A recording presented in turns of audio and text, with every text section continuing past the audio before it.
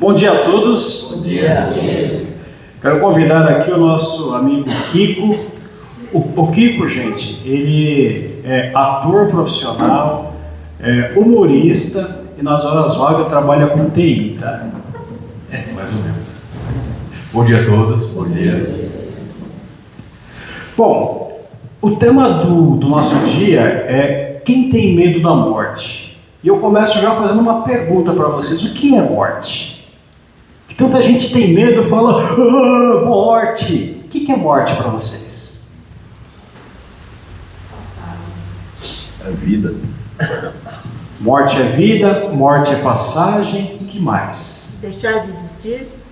Sei lá. Deixar de existir. Se a gente for pegar no ponto de vista físico, a morte é quando cessa todas as atividades materiais. Cessa a matéria, entra a morte. Para a doutrina espírita, eu gostei da resposta do nosso colega, a morte é vida e passagem também, porque é quando deixamos o corpo físico que já cumpriu a sua etapa e o nosso espírito, que é a essência, vai dar sequência na verdadeira vida. Agora complicou, hein? Existe outra vida além dessa? Sim. Alguém está aqui hoje pela primeira vez? Seja muito bem-vinda e saiba que a doutrina dos espíritos, ela, ao contrário do que as pessoas que não conhecem, é uma doutrina de vida, porque o espírito, ele é a nossa essência. Você muda pra gente os slides ou está aí no jeito? Deixa eu tentar aqui, que aí a gente vai no time. Já foi? Bom, então, só para conferir, meu nome é João Marcos, participo na União das Sociedades Espíritas. Temos alguns trabalhos, os últimos foi uma peça lá no Semeador, a viagem para Araxá, Uberaba e Sacramento. Eu lembro, falei quando encontrei uma amiga de 30 anos atrás, a Laurinete, que também fazia essas viagens há 30 anos. Hoje o percurso está um pouquinho diferente, mas esse ano fizemos 2 e ano que vem provavelmente vamos fazer 3. Se alguém se interessar, depois a gente conversa. E aí? Quer falar um pouquinho, Kiko? Quando a gente fala da morte, é uma coisa chocante, né? Se a gente for levar isso para um outro lado, um lado mais descontraído, a gente não percebe, mas a gente desafia a morte todo dia. Principalmente quando você fala que não vai lavar a louça. Quando você fala que não vai lavar a louça, você desafia a morte. Porque você desencadeia dentro da tua cônjuge aquela jagunça que vai tirar a tua vida. E ali você já pode fazer a passagem. Uma coisa mais bacana é quando você fala, eu não tenho medo da morte. Quando você fala que não tem medo da morte, aí você não consegue explicar por que você fica apavorado quando você tenta dar ré no carro quando o caminhão de gás está dando ré e você está na mesma subida que ele. Você não tem medo da morte? Não, mas espera aí, não precisa ser tão rápido, não? Eu confesso para vocês, eu não tenho medo da morte em si. Eu tenho medo de ser encontrado de uma forma meio vergonhosa. Tipo de toalha no banheiro com o chinelo enfiado no ralo. Você já pensou? O que as pessoas vão dizer? Já imaginava. Não, imaginava? Como assim imaginava? O que você imaginava? Ele morreu assim, só de toalha, com o chinelo enfiado no ralo? Não. Há uma situação em que, certa vez, eu cheguei para assistir uma palestra e quando você faz a pergunta para uma pessoa na palestra, você tem que estar preparado para as respostas mais surpreendentes. Cheguei atrasado, sentei logo no final do salão e perguntei para uma senhora que olhava atentamente ao palestrante. Perguntei para ela assim, qual é o tema da palestra? Aí ela falou, medo da morte. Aí eu, e quem não tem, né? Ela falou, eu tinha quando eu era encarnado. Eu confesso a vocês que eu tomei o assento mais à frente e continuei assistindo a palestra. Nesse mesmo dia, o palestrante abriu espaço para fazer perguntas ao João Marcos. Ah, entendi. Quem aqui não tem medo da morte? O senhor levantou a mão, bem no fundo. O palestrante se surpreendeu e falou, meu irmão, que coisa linda. Por que o senhor não tem medo da morte? Ah, porque minha sogra ainda vive. Aquele dia todo mundo levantou e aplaudiu ele de pé. Não sei por quê. Mas aí eu deixo contigo agora. Tá bom. E aí eu pergunto, por que temos medo da morte? Aliás, alguém aqui tem medo da morte? Quem tem, levanta a mão, vai, vamos fazer uma enquete. Olha, quase ninguém tem. E aí, pessoal, primeiro entra a questão de lembranças do passado.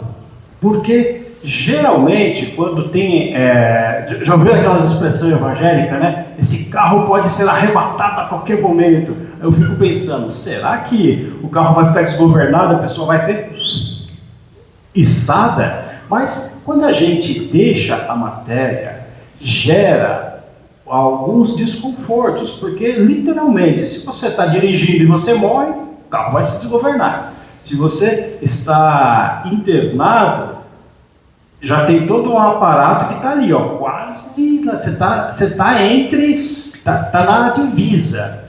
Mas nós, às vezes, por conta de uma tragédia, de alguma questão que fez com que a gente fizesse o desencarne, fica gravado na lembrança. Eu comecei a falar para vocês, nós somos, para facilitar o entendimento, o nosso conjunto são de 3 peças. Nós somos matéria física, corpo, que é palpável, todo mundo sente. Somos perispírito e espírito. O perispírito, que é esse segundo elemento, ele é semimaterial. O que significa? Ele ainda não é somente luz e também não é mais corpo, mas ele é semimaterial. E aí fica muita coisa registrada no nosso perispírito. E o espírito? Como que é o espírito? No livro dos Espíritos, Allan Kardec pergunta e os Espíritos nos respondem. O espírito é um clarão cor de rubi. Então, aquela pessoa que fala, eu vi o espírito da minha avó. Viu o perispírito, porque o espírito não tem forma. Beleza? Beleza? Se tiver dúvidas, pode perguntar, que a Magna responde todas. E aí, gente, tem a questão das lembranças do passado, traumas desta própria encarnação. Alguém aqui já infartou? Nunca? Amém, Senhor, que continue assim, que não infartem, tá? Mas quem já infartou diz que é quase uma sensação de morte, porque a pessoa vai ficando ruim, mal, e aí depois, quando tem algo parecido, já pensa, ai meu Deus, será que eu estou infartando de novo?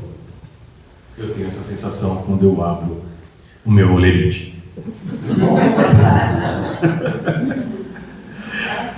É isso aí. E eu faço diferente. Quando recebo as contas, eu jogo pro alto. A que pegar, pagou. Olha lá, o medo do desconhecido, as histórias contadas, porque muita gente, hoje se a gente for pegar dentro da ciência, tem EQM, que são experiências de quase vida. Nossa deusa Samu é incrível, quando ela faz palestras desse tema, ela trabalha com esse assunto, então ela tem vários livros publicados de experiências de quase morte. E aí nós temos uma falta de educação para a morte. Vocês não, porque fazem o curso do Seara, estão aqui direto, mas no geral as pessoas têm esse medo por falta de conhecimento. Você sabe qual a parte mais constrangedora da morte? É o velório. Não sei se vocês concordam comigo. É a parte mais constrangedora. Tanto para quem desencarna, quanto para quem está encarnado. Porque o desencarnado acompanha todo o processo do velório. Com certeza. Ele acompanha tudo. E ali ele escuta tudo que o pessoal pensa, fala. e até as lorotas que escutam. Recentemente eu fui em um velório de um amigo que já estava aos seus 74 anos, e ali eu estava perto do desencarnado, para vocês terem uma ideia como é. Eu estava fazendo uma prece com os olhos fechados, de repente aparecem aquelas senhorinhas que querem conversar naquele momento. Elas querem desabafar, querem conversar, presumo eu que era um parente. E ela olha para a gente assim e pergunta: nossa, o que você acha? Ele está tão bem, não? É nessa hora que você imagina o desencarnado do outro lado. Fala: tia Rosa, eu estou desencarnado, tia Rosa. Aí ela olha para você e fala: nossa, morreu como um passarinho. É nessa hora que você se pergunta: caramba, eu tinha certeza que era um infarto, não que era uma pedrada. Mas é complicado quando aparecem os emotivos. Você não sabe se é parente, se é uma pessoa muito próxima. Olha para você e fala: ele foi tão cedo. Você fala: caramba, mas disseram que foi 3 horas da tarde. E a parte mais constrangedora é o velório. O que aparece de gente e o que aparece de pessoas. Ali, às vezes, pessoas que você nem conhece e começam a puxar papo. Um rapaz chegou nesse mesmo velório, perguntou assim: tem Wi-Fi? Aí a moça do lado falou assim: respeito o falecido? Ele falou: é tudo junto? Tem mais junto? Isso que eu falo, que é a parte mais constrangedora. Quem gosta de ler aqui, gente? Uau, todo mundo, que bom. Você lê pra gente? Você lê. A vida após a morte? Sim, segundo o Espiritismo, a vida após a morte. Pois a morte física é apenas uma transição para o espírito, que continua a existir em um plano espiritual, podendo evoluir e reencarnar novamente em novos corpos. A vida no plano espiritual envolve aprendizado e preparação para novas existências, com a possibilidade de os espíritos se comunicarem com os vivos. Muito bem, qual é o teu nome? Celina. Palmas para Celina, gente. Já quase pode entrar no hall de palestra, hein, Maia? E aí, na questão 154, é questionado: é dolorosa a separação da alma e do corpo? Não. O corpo quase sempre sofre mais durante a vida do que no momento da morte. A alma, nenhuma parte toma isso. Os sofrimentos que algumas vezes se experimentam no instante da morte são um gozo para o espírito, que vê chegar o termo do seu exílio. Ou seja, eles estão dizendo que aqui a gente está aprisionado. Mas não fiquem com vontade de morrer, tá? Mas que aqui é uma forma de aprisionamento. Se a gente for pegar pessoas que às vezes estão em condições de saúde complicada, imagina o sofrimento da pessoa. Então, há esse aprisionamento. E segundo Allan Kardec, ele está nos dizendo que às vezes a gente sofre mais estando encarnado do que desencarnado. Então, por favor, não sofram, tá? Quando acontecer o momento, que seja de forma leve, suave e tranquila. E no momento de encarnar, o espírito sofre perturbação semelhante ao que experimenta ao desencarnar? Depende da mão do médico, né? O médico pega a criança e pá! Muito maior e, sobretudo, mais longa. A explicação é que na morte o espírito se liberta do corpo, enquanto no nascimento ele entra na escravidão do corpo físico. Uma condição de maior aprisionamento e perturbação mais intensa e duradoura. Porém, é a oportunidade que temos para acertar as coisas, não é? Quando a gente reencarna. Vamos dizer, será que todo mundo fez tudo certinho até hoje aqui? Vocês fariam diferente alguma coisa? Então, se não dá mais nessa existência, na próxima a gente já vai renascer com essa questão interna. Poxa vida, eu poderia fazer diferente. Não é, Kiko? Meu medo maior de reencarnar é cair no mesmo grupo de WhatsApp da minha família.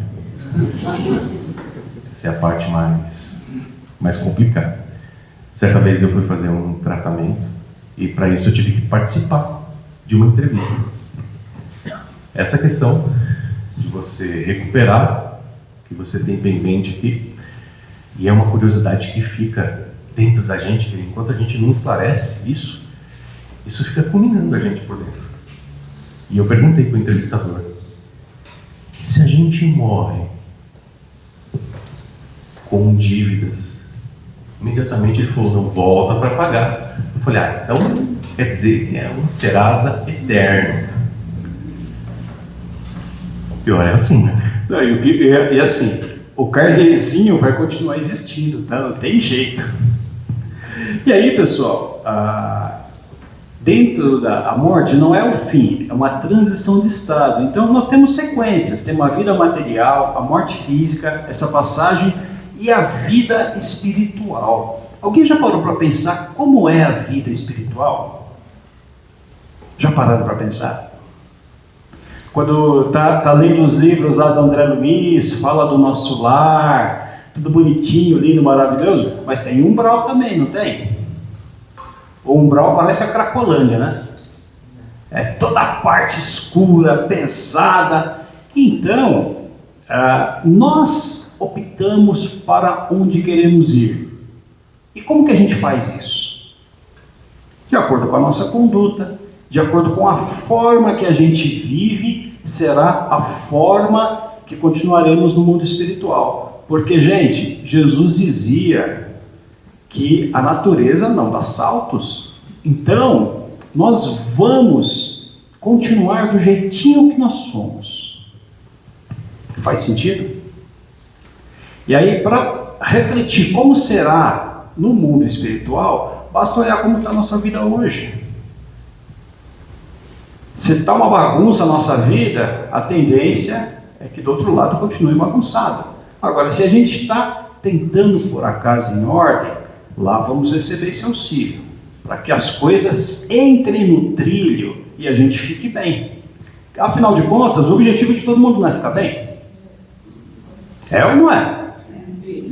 Mas para que as coisas fiquem bem, nós precisamos ter vontade e ação. Só vontade não resolve, viu, gente?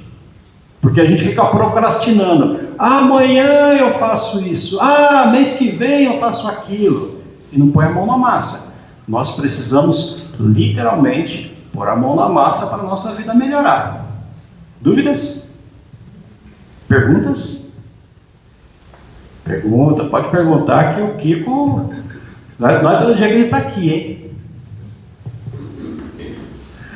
Então vamos lá. E devemos sofrer por tudo isso? A gente sofre pra caramba, não sofre? Mas devemos? O Espiritismo é uma doutrina que faz elogios à dor? Não. O correto é entender que o Espiritismo, alinhado com o pensamento de Jesus, tem como proposta fazermos da dor e das dificuldades um desafio para aprendermos, para amadurecermos e avançarmos mais. Gente, sofrer faz parte do processo, não tem como evitar. Porém, a diferença é como a gente enxerga a dor e o sofrimento. Eu não estou dizendo aqui que todo mundo tem que ser masoquista, pelo contrário.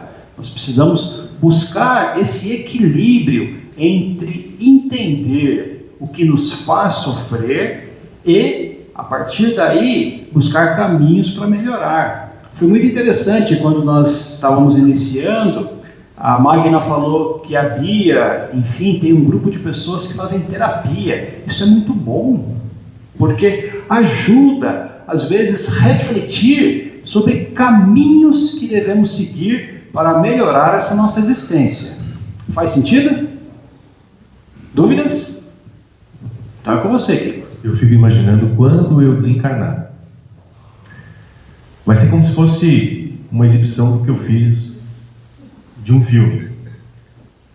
Vou ligar, vai vir aquele M do Netflix,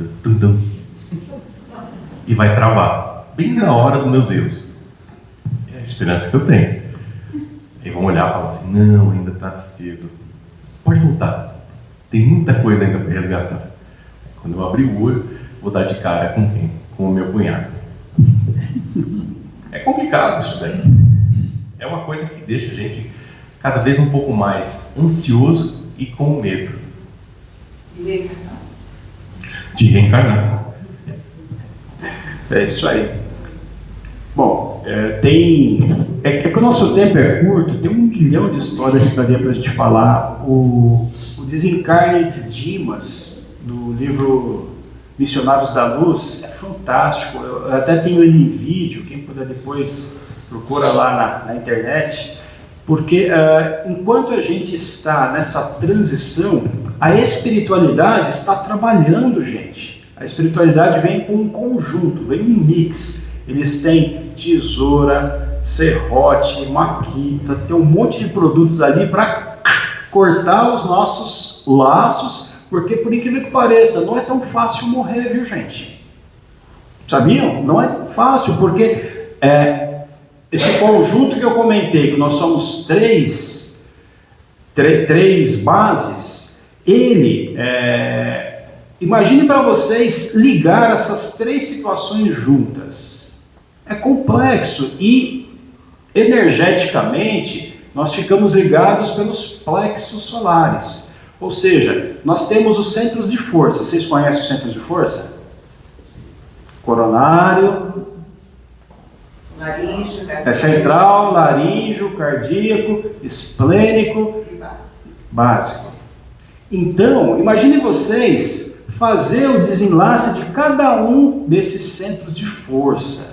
É complexo, gente. Então a espiritualidade, quando a gente está hospitalizado, é aquela fase que está todo mundo ali querendo que a pessoa fique bem, vibrando, fazendo aquela oração, aquela prece, né? Aí todo mundo vai lá, fica na porta do hospital, do quarto, da UTI, naquela vibração. Fica. Imagine vocês, a espiritualidade tentando fazer o desenlace dessas pessoas. É um cabo de guerra espiritual. Fica todo mundo ali. A espiritualidade tentando trazer o cidadão e a família tentando segurar o cidadão. E aí, por isso que muitas vezes quando as pessoas estão nessa fase, existe a melhora aparente. Vocês já viram isso? O cidadão está quase indo, de repente, os equipamentos estão lá. Aí de repente começa. E aí a família relaxa. Agora vai ficar tudo bem. Aí o cidadão que fazia 1 semana que não tomava banho, eu vou em casa tomar banho. Aí as pessoas, eu vou tomar um café, eu vou. E aí de repente, ali naquela sala, naquele quarto, as coisas ficam suaves. Porque a família não está mais fazendo o cabo de guerra, né? Não está na vibração. Fica. E aí a espiritualidade vem com essa maletinha composta pelos itens básicos, né? Tesoura, serrote, a famosa foice, começa a fazer todo o trabalho para que aconteça o desencarne.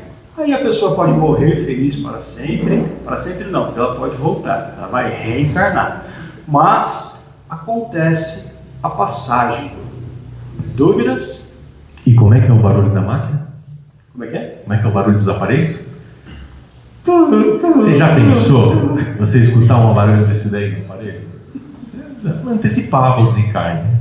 Você mesmo ia desligar o aparelho. Deixa eu ir. Então, mas aí entra um outro assunto importante de falarmos. Recentemente estava no mês de setembro amarelo. É uma época que fala-se muito do suicídio. É um ponto também que a gente não pode deixar de tratar, porque o suicídio é algo que quebra as regras divinas, ou seja, a pessoa antecipa a passagem. E quando isso acontece, gente, é muito ruim.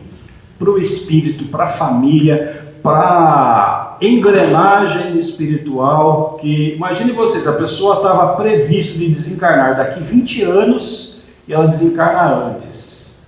Como é que faz? Vamos tentar enxergar o ponto de vista do encarnado que deu um tiro na cabeça. Esse espírito ele vai sofrer tanto, porque ele vai ficar num looping infinito, repetindo aquela cena. Então ele deu um tiro na cabeça, porque estava com um monte de problema em casa, no trabalho, enfim. Ele vai ficar ouvindo esse tiro na cabeça inúmeras vezes. O barulho da bala explodindo o crânio dele. Ele vai ficar ouvindo. Repetindo,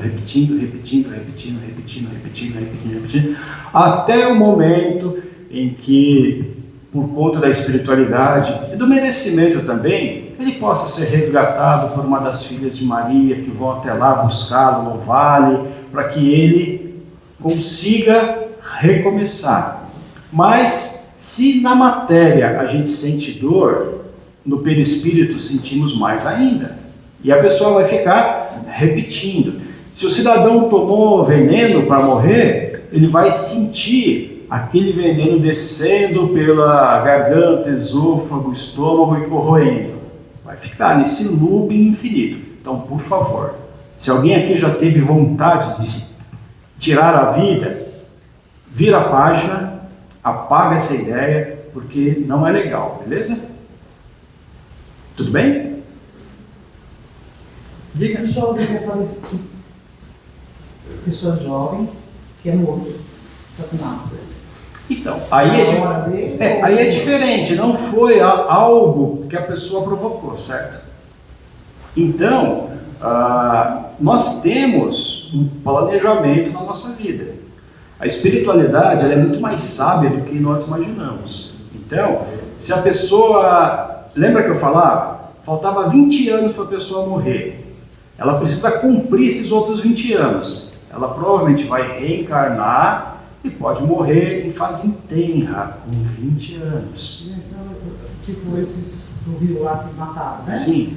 São todos jovens. Uhum. Então, quer dizer, eles estão no mundo errado, eles não estão procurando a morte rápido, antes da hora? Olha, de certa forma sim. Porém, a espiritualidade ela é muito mais sábia do que nós. Então, imagine você... pessoas que estiveram envolvidas com a guerra do Afeganistão e que faziam um muro lá com várias pessoas e metralhavam aquelas pessoas. Essas pessoas vão reencarnar. E o Alá, às vezes elas podem reencarnar na periferia, no subúrbio, para poder passar por algo semelhante ao que provocaram. É a mesma coisa, se a gente for pegar a história. Por que existiram os escravos? Antes dos escravos não existiram os bárbaros. Antes dos bárbaros não teve os circo-romanos. Então, tem toda uma engrenagem que faz com que a gente consiga atenuar, amenizar e quitar dívidas. O legal da vida é isso, pessoal. Nós podemos reparar tudo o que fizemos. Dúvidas? Ficou respondido? Se não ficou, o Kiko responde. Só que ele vai fazer uma piada. E aí, Kiko, vamos lá. O bom da doutrina espírita é que tudo se esclarece. A partir do momento que você começa a estudar, você fica conhecendo e, além do mais, atento. Certa ocasião, eu fui assistir uma palestra em que eu escutei um estampido muito alto no microfone. Ninguém se assustou, somente eu. Uma mulher do lado falou: "Meu Deus, vai haver agora uma manifestação." Eu olhei para ela, o outro rapaz falou: "Nossa, o palestrante está incorporando." Eu olhei para o palestrante, ele estava assim, ó.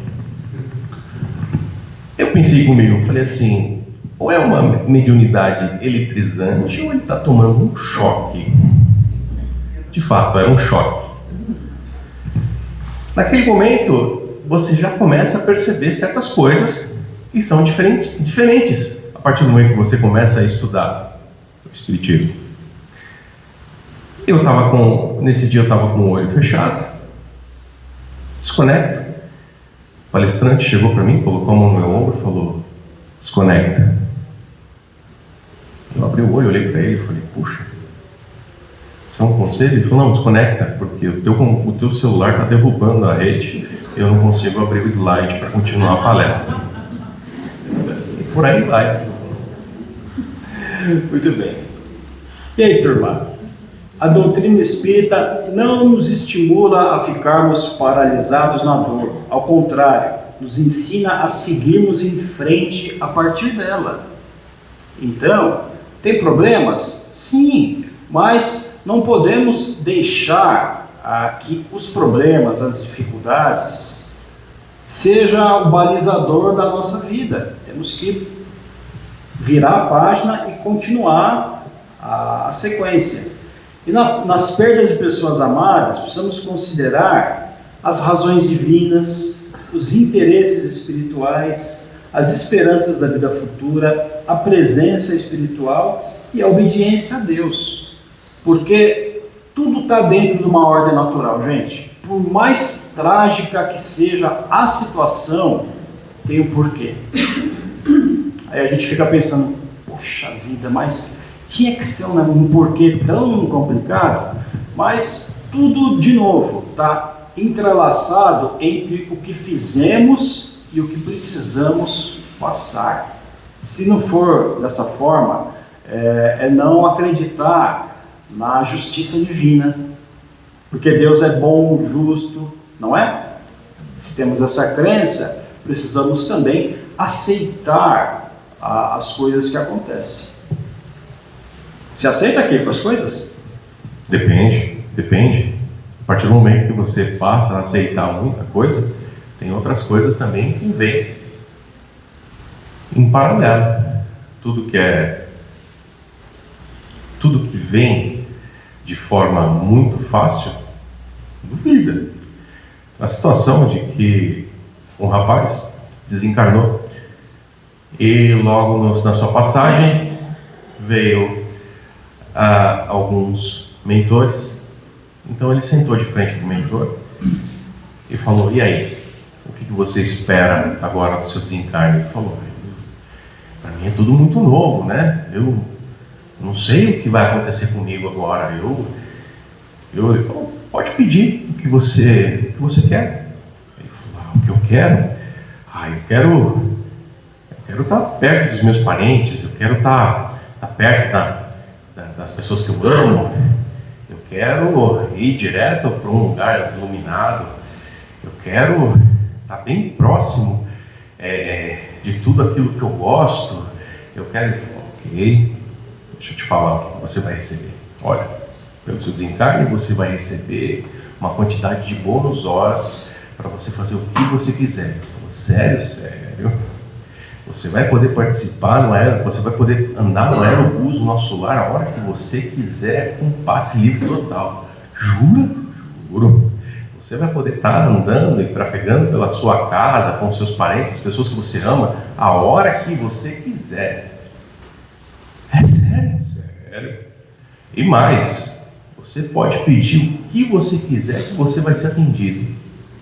Você está de brincadeira? Não, você que começou, vai com bravo. É isso aí. E o umbral, gente, o André Luiz, quanto tempo que ele ficou no umbral? 8 anos. Poxa, e é o André Luiz, imagina a gente. Tamo nada, vai. É que assim, na prática, de novo, o que determina a nossa forma e permanência no mundo espiritual é a nossa forma e permanência no plano físico. Como que está hoje a nossa estada aqui nessa matéria? Como nós temos sido com os nossos familiares?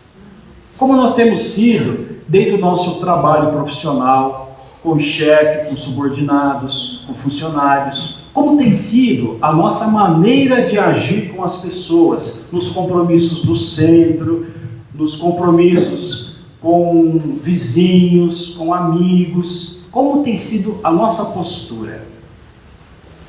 É isso que vai determinar a forma como seremos recebidos do outro lado. Se você parar para pensar hoje, se a gente fizesse esse exercício, se eu desencarnar hoje, como será que eu vou entrar do outro lado? Todo mundo entraria bem? Você entraria bem, Kiko? Bem no bom sentido. Teve uma senhora uma vez que olhou para mim e falou assim: na outra vida você foi um faraó. Eu falei: tá explicado. Minha vontade de mandar nos outros e a alergia que eu tenho de areia. Conta aquela história do palestrante lá, do Estevão. Eu estava num evento em Osasco e desde muito novo, desde criança, sempre fui metido a ser engraçadinho. E com isso você acaba desencadeando alguns talentos que confesso que não pode ser usado em qualquer lugar, né? Mas eu usei aquele dia.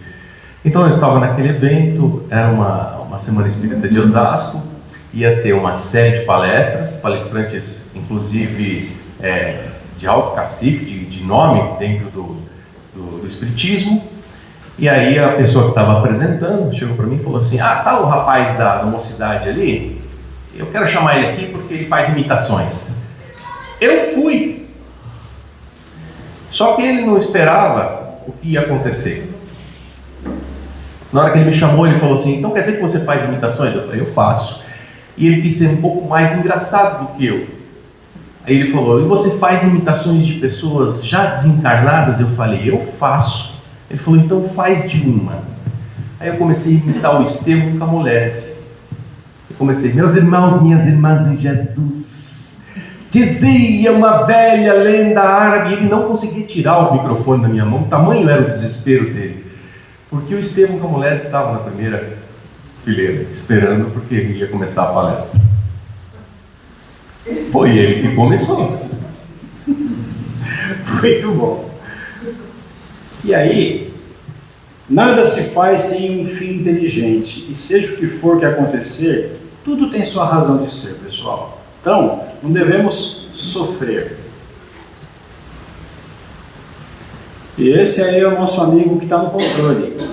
Eis Jesus diz em marcha: não fiquem fechados nessa tristeza, não fiquem fechados nesse luto, deem um passo a mais. É preciso viver o luto e fazer sua travessia, é preciso ir além. Ninguém está pedindo que a gente não chore porque morreu alguém, que a gente não sofra. Pelo contrário, nós podemos sim sofrer, chorar, vivenciar o luto. Porém, chega uma hora que precisa cessar esse luto. Precisamos deixar a pessoa seguir o caminho dela. Porque você já deve ter ouvido falar do conceito de obsessão, certo? A obsessão não é só dos desencarnados para os encarnados. Também tem aquela obsessão em que nós não deixamos o espírito se libertar. A gente fica segurando a pessoa dentro de casa. Faz sentido? Faz, porque minha esposa é assim. Mas ela não é desencarnada. Não, mas ela me segura dentro de casa. Ô, que caramba, te liberou hoje. Que beleza, hein? Manda um abraço para ela. E aí, pessoal, nós precisamos deixar esses espíritos se libertarem. É fácil? Não, é uma tarefa difícil, mas precisamos desapegar. Tem pessoas que falam assim: ai, tadinha da minha filha, ela morreu. É duro o pai ou a mãe ver o filho ir antes. Porém, a pessoa fala: eu vou deixar o quartinho dela fechadinho, não vou fazer nada, deixar tudo intacto. Imagina o martírio para esse espírito, quando vem até em casa, rever as coisas que ela utilizava, que ela fazia lá intacto no quartinho. Não, precisa abrir o quartinho, arejar, deixar entrar luz, ar, oxigênio. As coisas precisam ser doadas para alguma instituição, tem que ser tiradas, movimentadas, para que o espírito se liberte.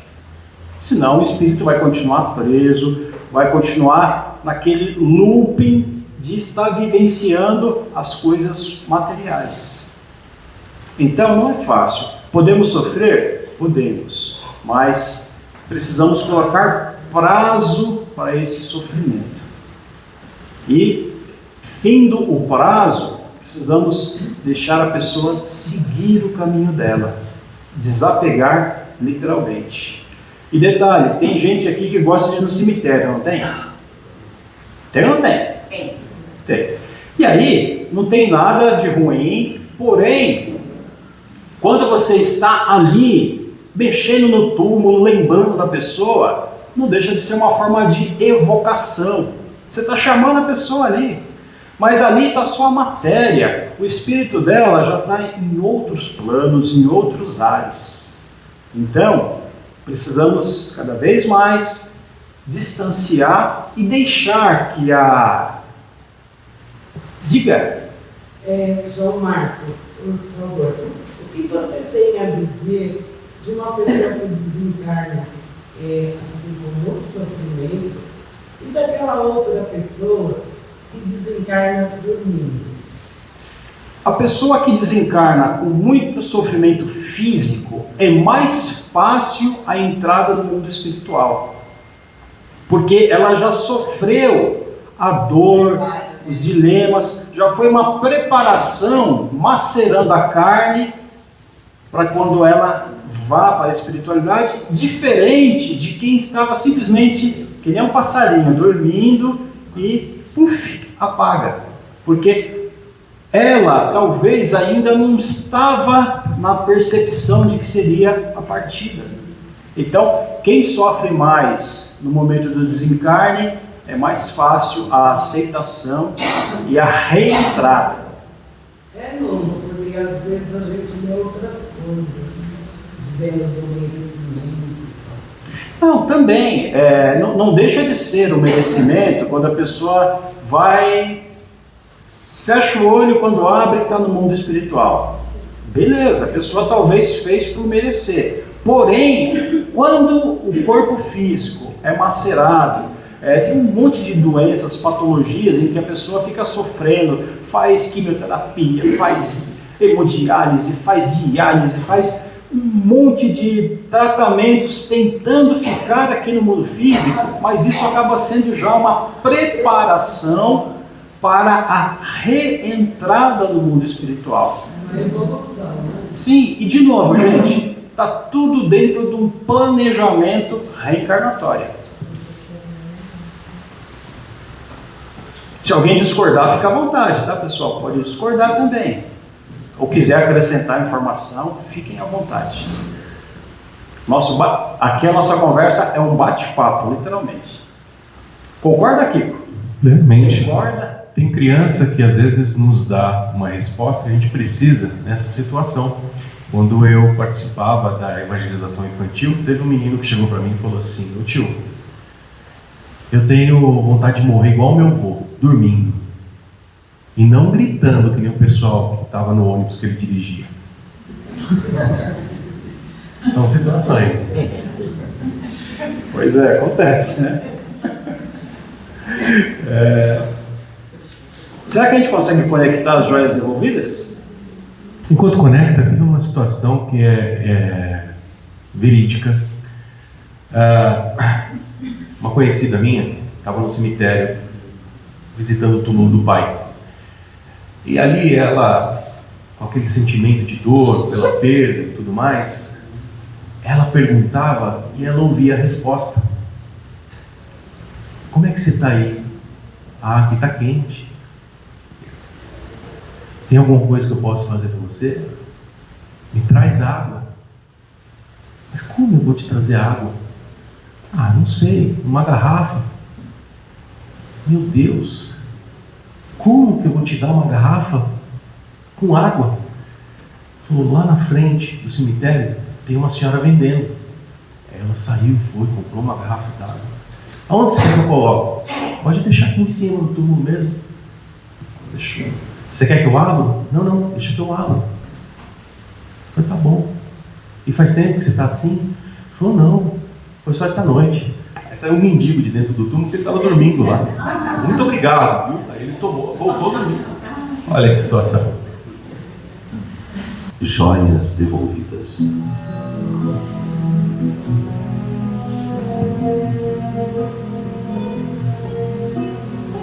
Narra uma antiga lenda árabe que um rabi religioso dedicado vivia muito feliz com sua família.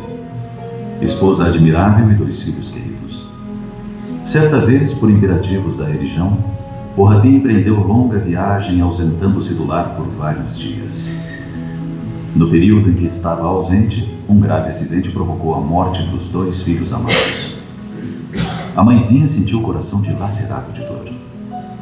No entanto, por ser uma mulher forte, sustentada pela fé e pela confiança em Deus, suportou o choque com bravura.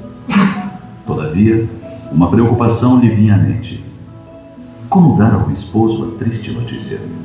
Sabendo o portador de insuficiência cardíaca, temia que não suportasse tamanha comoção. Lembrou-se de fazer uma prece. Rogou a Deus auxílio para resolver a difícil questão. Alguns dias depois, num final de tarde, o Rabi retornou ao lar. Abraçou longamente a esposa e perguntou pelos filhos. Ela pediu para que não se preocupasse, que tomasse o seu banho, e logo depois ela lhe falaria dos moços. Alguns minutos depois, estavam ambos sentados à mesa.